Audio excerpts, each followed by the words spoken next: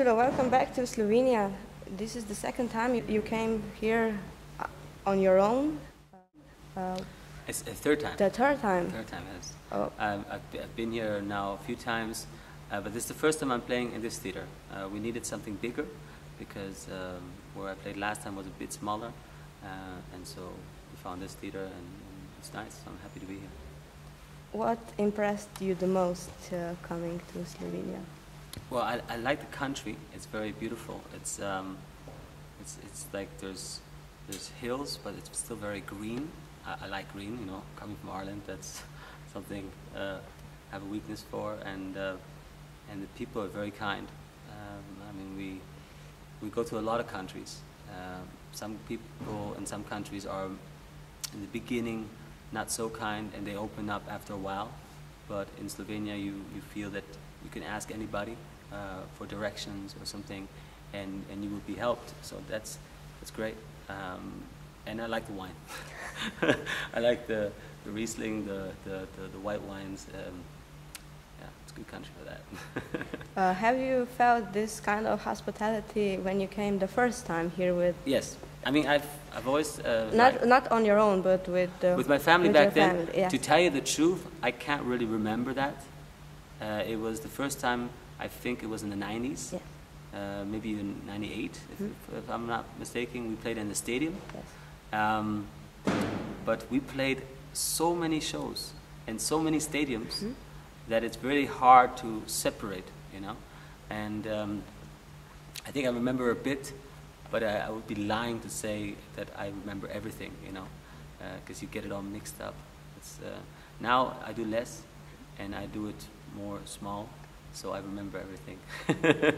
You still hold the record here in Slovenia. My family, yes. Yes, not the family. Me alone. Well, you were a part of the family, Yes. and you are still part. Yeah. Now on the road, how does your normal day look like? Well, the last 2 years have been very different because I chose to, or my wife and I both, we chose to change our life. So we moved into a bus, and we started traveling. And in the last 2 years, I was playing on the street to make a living for us as a family. Not every day, but often enough to feed us. And this year is the third year where we're traveling in our bus and living this way. But this time it's not the streets, it's theaters, it's concerts. So I'm back in the not in the record business, in the show business or the touring business, but in a different way. So I'm curious to see if there's a bridge to be made. Can we still live a more alternative lifestyle, and can I play in theaters for a public that I'm very happy to have? And so far it's been going very good. I'm very happy with the way the tour is going. We still have a good family life, so we'll see. How do you manage to have a family life with this on-the-road lifestyle? How does your family take it? Well, for us, it helps us to have a bigger bond. Basically, when you're traveling in a bus together, it's almost like if you go with a few friends of yours for a sailing tour, just for a week, go on a sailing boat, and you go out, and all you have is the boat and your friends, then it bonds you. And whatever you experience, you know, you experience it together. So ever since we've been living this way, our lives are not separate. The kids are not in school, my wife is at home with them, I'm on tour, and it wasn't good for us, you know.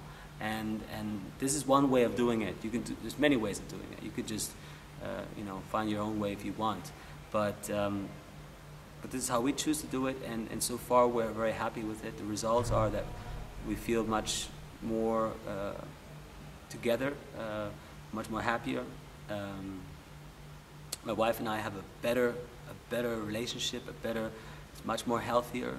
I mean, we've always loved each other, but in a marriage you have ups and downs, but living this way helps us a lot. And with the kids also, I think that the kids, sure, sometimes they'll miss their friends, which is why we try to stop by in Germany where most of their friends are, because that's where they used to go to school. We stop by every few months. We try to make sure they see their friends and stuff. But I'd say that it's more positive than negative. But we have to keep an eye on it. And if there's one child who suffers too much, then we'd have to change it. We have to settle down, or I don't know. But we'll take it year by year.